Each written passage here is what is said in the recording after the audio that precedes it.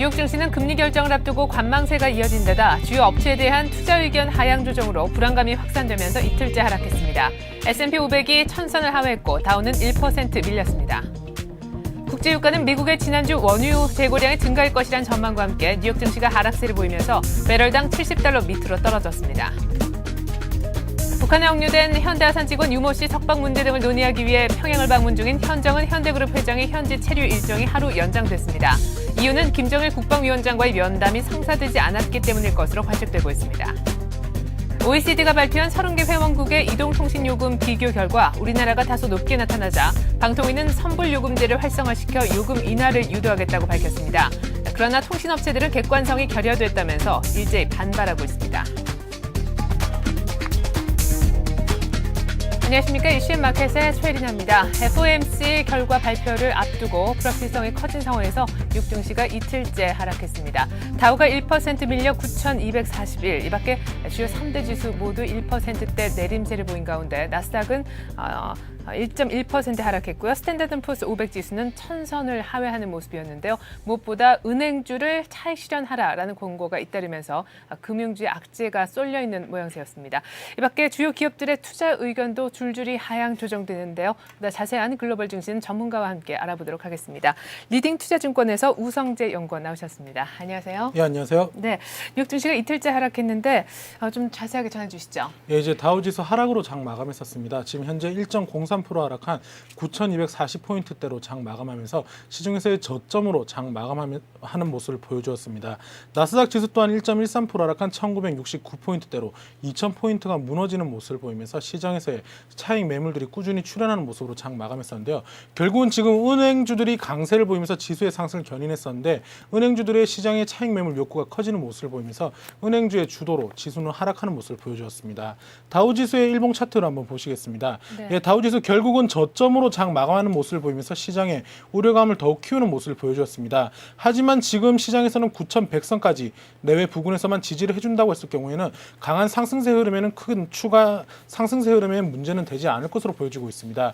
결국 20일 이평선이 있는 9,100선까지 하락할 수는 있는 여지는 있지만 9,100선만 훼손하지 않는다고 했을 경우 지수는 아직까지 양호한 조정으로 보시는 게 좋을 것 같습니다. 지금 다우지수의 일중 흐름 차트 한번 보시겠습니다. 다우지수 장 초반 주요 지표들이 좋게 나오는 모습을 보여주었지만 시장에서 약세장 흐름을 이어져 나가는 모습을 보이면서 결국 저점에 마감하는 모습을 보여주었었는데요. 오늘 발표가 있는 FOMC에서의 금리 결정 발표 그리고 이제 FOMC에서 어떠한 이야기가 나오는지에 따른 시장에서 우려감이 나오면서 관망세가 더욱더 커지는 모습을 보이면서 장 마감하는 모습이었습니다. 네, 출발부터 약세에서 계속해서 차익 실현 매물이 나와 말씀하신 것처럼 저점에서 종료가 됐었던 것 같습니다. 자, 무엇보다 금융주, 은행주의 흐름이 좋지 못했는데 은행주를 차익 실현하라 이런 얘기도 많이 나왔던 것 같아요. 이 밖에 이슈들 정리해 주시죠. 예, 이제 아무래도 이제 오늘의 가장 핵심 하두는 은행주들이라고 보시는 게 좋을 것 같습니다. 오늘 CIT 그룹의 발표가 있었는데요. 지금 금융주들 중에서 가장 시장에서 초점이 되고 있는 것은 아무래도 CIT 그룹이 아닐까라고 보여지고 있습니다. CIT 그룹이 파산할지 아니면 파산하지 않을지는 오늘 발표될 이제 17일 날 다음 주 월요일 날 발표가 될 것으로 예측되고 있는데요. 지금 CIT 그룹에서 이달 중 만기가 도래하는 10억 달러의 채무를 상환하지 못할 경우 파산할 수도 있다라는 이야기를 언급을 하면서 CIT 그룹 같은 경우는 17% 급락으로 장 마감하는 모습을 보여주었습니다. 지금 17일 날 만기인 10억 달러 규모의 변동금리부 채권을 채권단위에게 공개 매수를 요청하고 있는 모습을 보여주고 있지만 지금 채권단이 이거를 허락할지에 따라서 파산을 할지 아니면 회생할지가 기준이 될 수 있기 때문에 이러한 여부로 인해서 시장에서는 금융주가 하락세를 이끌어 나가는 모습을 보여줬습니다. 지금 이제 JP모건 체이스에서 투자 의견을 하향하는 모습을 보이면서 NBI 같은 경우에도 지금 주가가 12%에 가까운 급락세를 보여주었습니다. 결국은 이러한 모습을 보이면서 금융주들이 동반 약세를 보여주었었는데요. 특히 지금 리처드 보브라는 애널리스트가 은행주에 대한 차익 실현에 대해서 권고하는 모습을 보이면서 금융주의 하락에 더욱더 힘을 보태는 모습이었습니다. 지금 금융주들이 지수의 상승을 하는 것은 시장에서의 펀더멘탈, 즉 기본적인 기업 가치가 변했다기보다는 시장에서의 이익이 개선되고 있는 모습. 그리고 이러한 흐름세 속에서 지금 시장이 상승을 하는 모습을 보여줬기 때문에 단기 가열 국면이다라는 게 주된 내용이었었는데요. 결국은 지금 시티그룹, 골드만삭스, JP모건 같은 대형 금융주들이 실적을 예상치를 상회하는 모습을 보이면서 단기간에 40% 이상 가까운 급등세를 보여주었었습니다. 결국 이러한 급등세 이후 다시금 지수가 하락을 할 경우에 이러한 금융주들 위주로 다시금 조정이 나올 수 있기 때문에 이러한 부분을 염두하라는 게 주된 내용이었었는데요. 결국 이러한 여파로 인해서 금융주들이 지수의 하락을 견인하는 모습을 보여주었습니다. 이제 스프린트, 넥스텔리안, 브랜즈 등 이제 주요 기업들에 대한 투자 의견을 하향했던 것이 시장에 또 다른 영향을 미치는 모습을 보여주었었는데요. 다우존스에 있는 다우 30 구성 종목 중에서 대부분의 종목들이 약세를 보여주면서 지수는 어제 같은 경우는 이제 대부분의 전 종목들이 약보합으로 장 마감했다라고 보시는 게 좋을 것 같습니다. 또한 지금 이외에 지금 핑크시시라는 장외시장에 상장되어 있는 GM의 종목이 지금 이제 급등세를 보여주었었는데요. 결국은 지금 MTLQQ라는 심볼을 가지고 GM이라는 이름에서 바뀐 심볼을 가지면서 청산 기업으로 지금 바뀌어 있는 상황에서 투자에 대한 의견보다는 투기 물량이 들어온 것으로 보여지고 있기 때문에 시장에서 이러한 것들은 큰 영향을 미치지는 않는다라고 보시는 게 좋을 것 같습니다. 네, 미국의 경기가 3분기 내지는 하반기로 갈수록 분명 좋아질 것이다라는 낙관론이 팽배해져 있는 상황에서 은행주 차익 실현 공고가 나온 것이 조금 부담스러워 보입니다. 자, 이렇게 해서 기업들의 투자 의견이 줄줄이 하향 조정되고 은행주의 차익 실현 공고로 인해서 은행주도 좋지 못했다라는 얘기까지 들어봤는데요. 반면에 지표는 괜찮았어요. 예, 이제 지표들은 그렇게 나쁘지 않은 모습을 보여주었습니다. 지금 이제 지표들 시장에서 예상치를 상회하는 모습을 보이면서 시장에 기대감을 내놓는 모습이었지만 이제 FOMC 회의가 오늘 밤 그리고 이제 오늘 밤과 지금 장 마감한 이 지금 시각에서 지금 열리고 있는 상황에서 시장에서의 관망세가 시장에서의 우려감을 내놨던 것으로 보여지고 있습니다. 지금 이제 2분기 생산성 지표가 발표가 됐었는데요. 6년 내 최대폭으로 상승하는 모습을 보이면서 시장에 안도감을 내놓는 모습을 보여주었습니다. 2분기 비농업 부분 생산성이 연율로 6.4% 급증한 반면에 단위 노동 비용 또한 5.8%로 급락하는 모습을 보이면서 기업들의 이익 전망치 상향에 대한 데 무게를 실어주는 모습을 보여주었습니다. 즉 이제 노동 비용이 5.8%로 감소했다는 것은 시장에서의 이러한 기업들이 생산 활동을 영위하는 데 필요한 비용적인 부분이 많이 절감되고 있다고 보시는 게 좋을 것 같습니다. 또한 이제 생산성 또한 6.4%로 증가하는 모습을 보이면서 시장 예상치를 큰 폭으로 상회를 했었는데요. 결국은 기업들이 고강도 긴축 정책 그리고 이제 재무 개선 등을 통해서 이러한 비용들을 절감했던 것이 시장 지표로 영향을 미친 것이라고 보시는 게 좋을 것 같습니다. 또한 6월 도매 재고 또한 1.7% 감소하는 모습을 보이면서 시장에서의 지금 내수 경기 또한 회복될 것이라는 기대감이 더욱 커지고 있는 모습을 보여주고 있습니다. 즉 예상치가 0.9%, 지난달에 1.2% 감소로 나타났었는데 이것을 크게 상회하는 1.7% 감소로 나타나면서 시장에서는 이제부터는 이제 3분기 경기 회복 국면으로 갈 것이라는 데 무게를 실어주는 모습이었습니다. 하지만 아직까지 시장에서의 불확실성 또한 커지고 있는 모습을 보이면서 시장의 우려감 또한 나오고 있기 때문에 이러한 부분들이 지표에 따른 영향보다는 FOMC에서 어떠한 이야기가 나올지 그리고 어떠한 언급을 하는지에 따라서 시장이 달라질 수 있기 때문에 이러한 것들 영향으로 인해 지수는 하락했다라고 보시는 게 좋을 것 같습니다. 그럴게요. 말씀하신 것처럼 FOMC 결과를 앞두고 어떤 불확실성이 기본적으로 뉴욕 증시의 밑바탕에 깔려 있었던 것으로 보이는데 이틀 동안 열리는 FOMC의 최종 결과가 바로 오늘 밤, 그러니까 저희는 내일 이 시간에 전해드릴 수 있게 될 텐데 말이죠. 관련해서 주요 일정들 그리고 어떻게 전망하고 계신지 함께 좀 전해주시죠. 예, 이제 미국 같은 경우 이제 주요 지표들의 발표가 있습니다. 하지만 이제 주요 지표들보다는 아무래도 FOMC에서의 금리 결정 부분과 그리고 이제 금리 결정 이후에 어떠한 이야기를 시장에 내놓을지가 시장에서는 촉각이 될 것으로 예측되고 있습니다. 오늘 같은 경우 이제 우리나라 시간으로 8시, 저녁 8시에 NBA 주택융자 신청 지수가 발표가 있습니다. 이번 주택융자 신청 지수가 얼마나 나타나느냐에 따라서 주택 가격에 대한 기대감 그리고 이제 시장에서의 수급 요건이 얼마나 개선되는지를 알 수 있기 때문에 주택 관련 업종들은 조금 민감하게 움직일 수 있기 때문에 이러한 부분을 염두하시면서 지켜보시는 게 좋을 것 같습니다. 또한 이제 우리나라 시간으로 9시 반에 무역 수지 그리고 새벽 3시에 월간 재정 수지의 발표가 있는데요. 시장 예상치를 상회하는 상회하는 것을 내놓을지에 따라서 시장은 조금 민감하게 반응할 수 있기 때문에 이러한 부분을 염두하시고 시장을 접근하시는 게 좋을 것 같습니다. 하지만 가장 중요한 것은 오늘 내일 밤 새벽 3시 반에 발표되는 FOMC의 금리 결정이 어떻게 나는지 여부가 좀 중요할 것으로 보여지고 있습니다. 물론 시장에서 예상하고 있는 것은 0.25bp로 동결될 것으로 예측되고 있지만 이러한 금리 동결 이후에 시장에서는 어떠한 이야기가 나올까에 대한 게 더 초점이 커지고 있는 모습을 보여주고 있는데요. 벤 버냉키가 말하고 있는 출구 전략이 언제쯤 시행이 될지, 그리고 지금 FOMC에서 나오는 이제 베이지북에서는 어떠한 이야기가 언급되느냐에 따라서 시장은 좀 민감하게 반응할 수 있는 변곡점이 될 수 있기 때문에 새벽 3시 반을 기점으로 미국의 주가 향방이 조금은 결정이 될 것이라고 보시는 게 좋을 것 같습니다. 결국은 지금 벤 버냉키 의장이 어떠한 이야기를 내놓을지에 따라서 시장은 새로운 흐름으로 갈 수 있기 때문에 이러한 부분이 중요할 것으로 예측되고 있는데요. 지금 시장에서 지배적인 의견은 3분기부터 경기 회복 기조로 전환될 것이다 라는 이야기를 내놓고 있지만, 이러한 경기 회복 기조가 얼마나 빠르게 혹은 얼마나 둔화되는지에 따른 언급이 시장에 나올 것으로 예측되고 있기 때문에 이러한 부분을 체크하시면서 시장을 접근하셔야겠습니다. 네, 그러게요. 이제는 뭐 경기가 바닥을 찍었다라기보다는 회복 속도에 좀 초점이 맞춰지는 때가 아닌가 싶은데요. 기준금리 그리고 채권 매입 프로그램 변화 여부 FOMC에서 좀 잘 지켜볼 필요 있겠다는 생각이 듭니다. 자, 한편 유럽 증시는 역시나 이틀째 하락을 했어요. 예, 이제 유럽 증시 또한 이제 미 증시의 영향으로 인해서 하락으로 장 마감하는 모습 보여줬습니다. 그 중에서 좀 유달리 지켜보셔야 될 나라가 독일로 보여지고 있는데요. 네. 독일 같은 경우에 2.44% 이상 급락하는 모습을 보이면서 시장에 충격을 주는 모습을 보여주었습니다. 지금 독일의 2차 신용위기 가능성에 대한 경고가 나오면서 2.4%에 가까운 하락세를 나타냈었는데요. 결국은 지금 독일을 기점으로 해서 다른 영국과 유럽권에 시장에 충격을 주는 모습을 보여주었습니다. 제 HSBC 그리고 로이드 은행그룹, 도이치뱅크 같은 이제 주요 금융주들이 지수의 하락을 견인하는 모습을 보이면서 시장에 충격을 주는 모습을 보여주었습니다. 결국은 이러한 흐름세 속에서 유럽 증시 또한 미 증시의 영향을 계속적으로 받을 것으로 보여지고 있기 때문에 FOMC에서 어떠한 이야기가 나오는지가 시장에서 영향을 미칠 것으로 보여지고 있습니다.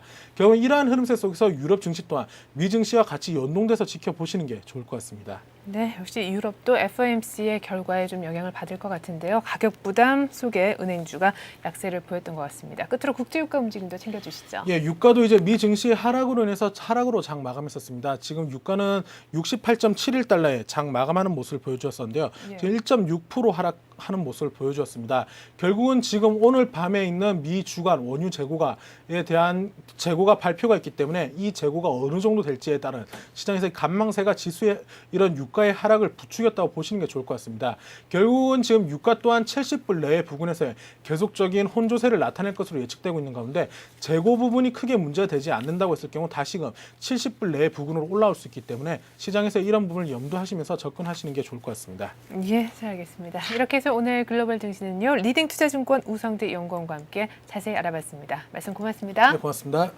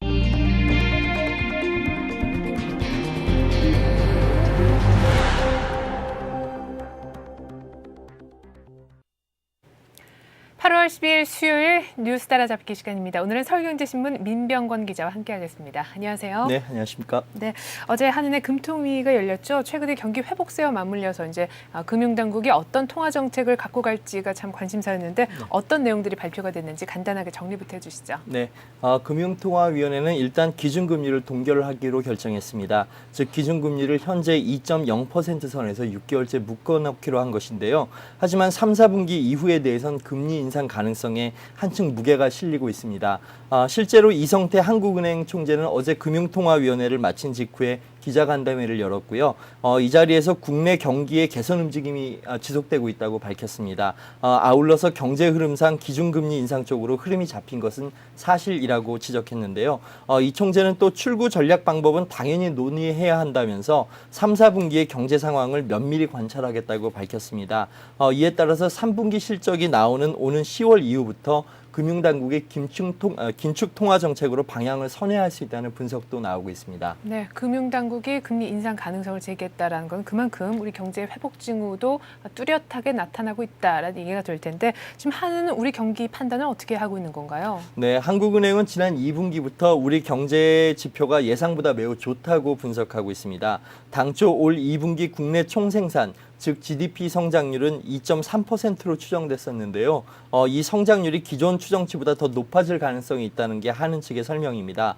한국은행 측은 이 같은 경기 개선 흐름이 지속돼서 하반기에도 우리 경제가 플러스 성장을 할 것으로 내다보고 있습니다. 네, 그리고 뭐 이 밖에 주택 가격이 불안정한 것, 또 부동산 거품에 대해서도 한은이 입장을 표명을 했잖아요. 네, 그렇습니다. 한국은행은 최근 집값 상승에 대해서 강한 우려를 표명했는데요. 이성태 총재는 전체적으로 주택 가격 상승 압력이 있다고 지적했습니다. 아울러서 주택 가격 상승이 투기 심리로 확대돼서는 안 된다고 강조했는데요. 이성태 총재는 특히 은행의 주택담보대출이 지난 수개월 동안 큰 폭으로 상승했다는 것을 강조했습니다. 은행의 담보대출 영업에 대한 견제 발언으로 풀이됩니다.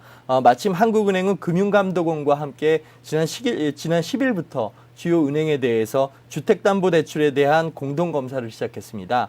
이번 검사는 LTV, 즉 주택담보인정비율과 DTI, 즉 총 부채 상환 비율에 대해서 금융당국의 가이드라인을 은행들이 잘 지키고 있는지를 검사하기 위한 것으로 보입니다. 하지만 금융당국이 주택가격을 잡겠다고 은행들의 대출을 옥죄는 것이 부작용을 일으킬 수 있다는 목소리도 나오고 있습니다. 금융위기 이후에 은행들은 대출 자산 건전성에 대비하기 위해서 충당금을 계속 쌓아왔고요. 수익성은 이로 인해서 지속적으로 하락해 왔습니다. 이런 와중에 주택담보대출 영업까지 옥죄게 되면 은행들로서는 수익성을 다른 쪽에서 보충할 수밖에 없다는 것인데요. 따라서 각종 수수료를 인상하거나 상대적으로 부도가 날 염려가 있는 중소기업이나 서민에 대한 대출을 꺼릴 수밖에 없다는 것입니다.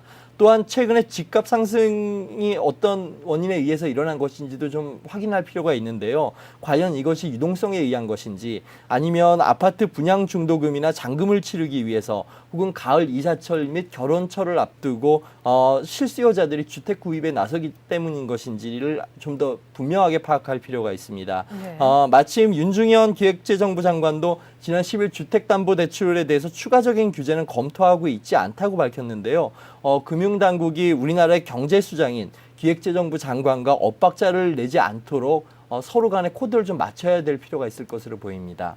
네, 사실 뭐 부동산 가격 불안 문제라든지 출구 전략을 지금 쓸 것인가 말 것인가 하는 문제는 전 세계적인 좀 화두가 되는 그런 상황인데요.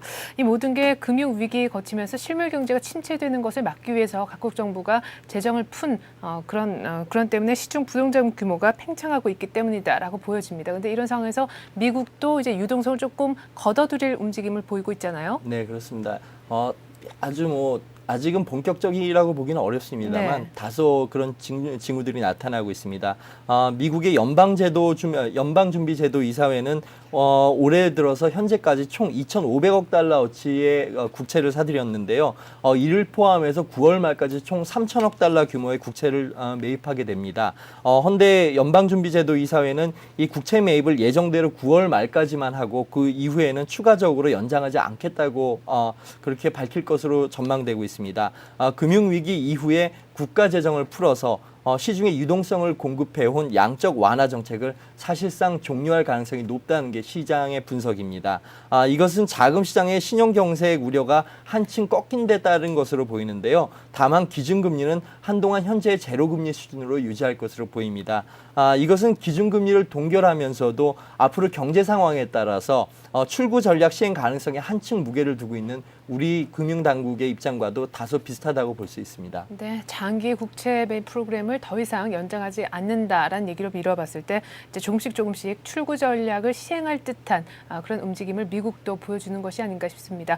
한편 중국은 어떤가? 중국도 이미 뭐 미세 조정에는 들어갔다라고 하잖아요. 네, 사실 중국에서도 최근에 경기 과열 논란이 좀 있었습니다. 하지만 실제로 뚜껑을 열어보니까 경기 회복세가 기대에 크게 못 미친다는 그런 분석이 나왔는데요. 네. 중국의 중앙은행인 인민은행은 지난 7월에 은행 대출이 전달, 즉 6월에 4분의 1에도 못 미치고 그 규모가 3,559억 위안에 그쳤다고 밝혔습니다. 네. 이것은 당초 전문가들이 예상했던 5천억 위안에 비하면 크게 못 미치는 규모입니다.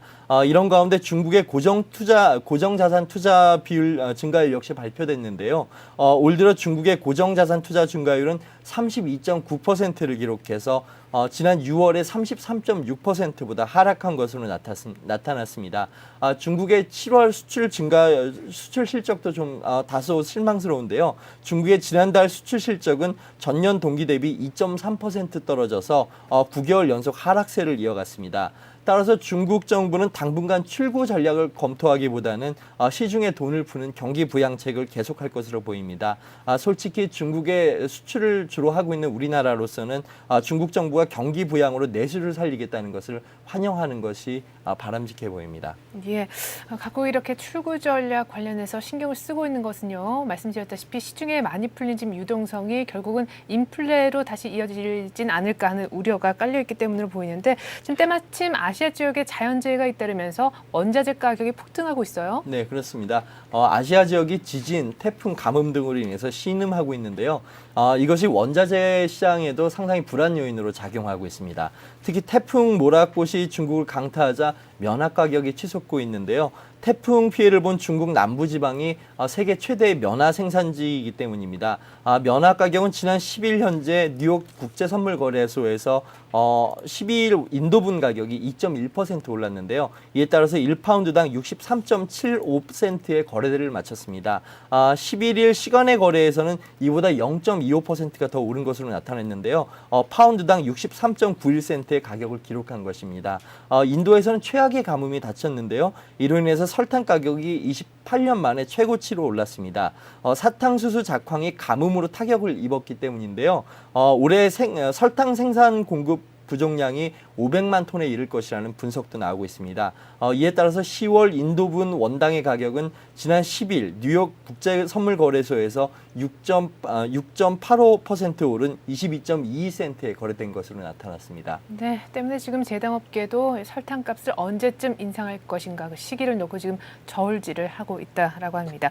자, 끝으로 국내 산업계 소식 한번 들어보죠. 지금 쌍용차 사태가 거의 일단락 되려고 하는 시점에 이제는 기아차 노조가 말썽이라고요. 네, 좀 답답한 상황인데요. 예.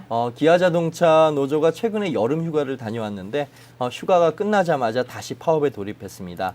임금 인상과 근무 시간 감축 등에 대한 요구 때문인데요. 기아차 노조는 지난 29일에 파업을 선포했고요. 그 이후에 6차례 부분 파업과 1차례 전면 파업을 감행한 바 있습니다. 사측에 따르면 이에 따라서 지난달 말까지 3,700억 가량의 3,700억 원 가량의 피해를 봤다고 추산되고 있는데요. 기아차 노조는 이 같은 벼랑 끝 전술에도 불구하고 사측과 합의를 이루지 못하자 일단 휴가를 다녀온 뒤에 다시 파업에 돌입한 것입니다. 노조는 기본급을 5.5%로 올렸을 것을 요구하고 있습니다. 또한 주간 연속 2교대제를 즉시 도입해달라고 사측에 요구를 하고 있는데요. 반면에 사측은 주간 연속 2교대제는 내년 상반기 중에 단계적으로 시행하자고 타협안을 내놓았습니다. 아울러서 임금을 올려주기 좀 어렵고 동결하는 대신에 기존의 생계보조금 200%에다가 250만 원을 더해서 주겠다고 타협안을 내놓은 상태입니다. 하지만 양측이 지금 합의에 상당히 이르는데 어려움을 겪고 있습니다. 물론 자동차 생산 현장의 근로자들이 상당히 장기간 고된 노동을 하고 있는 것은 사실입니다. 따라서 그에 상응하는 보상을 받고 싶어하는 것도 어쩌면 당연한 이치인데요. 하지만 동종업계에서 쌍용차가 노사 간의 고질적인 대립으로 경영위기를 맞게 돼서 지금 생사기로에 서 있는 와중에 기아차 노조가 너무 안이한 것 아니냐는 게 경제계의 비판입니다. 또 대기업 자동차 노조의 임금 인상은 사실상 하청업체 노동자들에 대한 피해로 이어질 수 있는데요. 즉 하청업체의 납품 단가 삭감을 통해서 임금 보전이 이루어질 수 있는 부분인 만큼 오히려 대기업 노동자가 영세기업 노동자를 착취한다는 그런 모양새가 될 수 있다는 우려도 나오고 있습니다. 네, 나라 돈으로 위기를 넘긴 기아차가 배부른 파업을 하는 것이 아닌가라는 지적도 지금 현재 있는 상황인데요. 경제가 이렇게 어려울 때는 회사와 노조가 좀 대승적인 차원에서 한 발씩 물러나는 자세도 필요해 보입니다. 자, 이렇게 해서 오늘 뉴스 따라잡기 시간은 서울경제신문 민병권 기자와 함께 해봤습니다. 민 기자 말씀 고맙습니다. 네, 고맙습니다.